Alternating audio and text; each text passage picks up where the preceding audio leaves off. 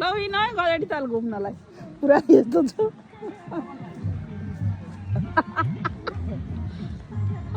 वहाँ चाहिँ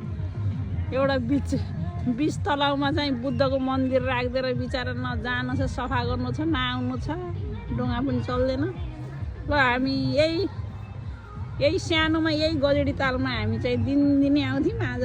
फेरि अवलोकन गर्न आएको साँझको पख यस्तो पो रहेछ यहाँ लीला त नाचगान चाहिँ चलेको छ पारीतिर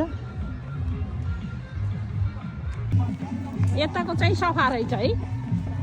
के यताको माछा पालन हो कि के हो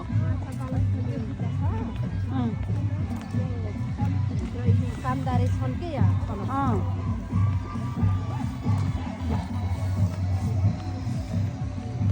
यता चाहिँ यस्तो रहेछ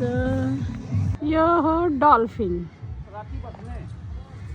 बिचरा बाहिर बसेर हेरिरहेको छ तर तालभित्र पस्न जाडो भएछ अरे यो हाम्रो गजडी ताल भन्ने यही हो ताल त ठुलो छ तर व्यवस्थापन अलिक कम रहेछ कस्तो राम्रो देखिएको तर हामी सानोमा यहाँ आएर दिनभरि कमलगट्टा टिपेर कमलको फुल टिपेर जाने ठाउँ हो है अहिले यस्तो भएको छ पिकनिक स्थलको लागि त एकदमै राम्रो रहेछ तर अरू डोङासोङाहरू अलिक कम चल्दो रहेछ बनाउन सक्दैन राम्रो छ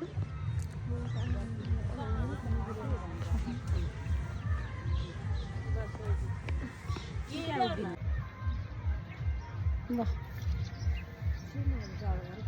हामी चाहिँ सबै गजडी ताल चाहिँ घुम्न आएको कसैलाई जाडो भएर रङ्गो भएन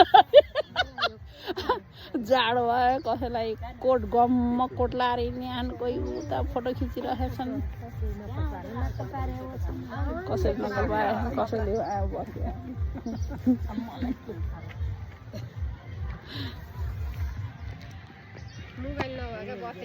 ल कति राम्रो रहेछ पिकनिक स्थलको लागि त एकदमै ठिक रहेछ तर चाहिँ यो डोङा चाहिँ अलिक कम चलेको छ के डोङा चाहिँ चलेको छैन क्या अहिले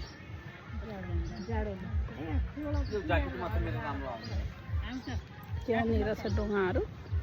चलेको छैन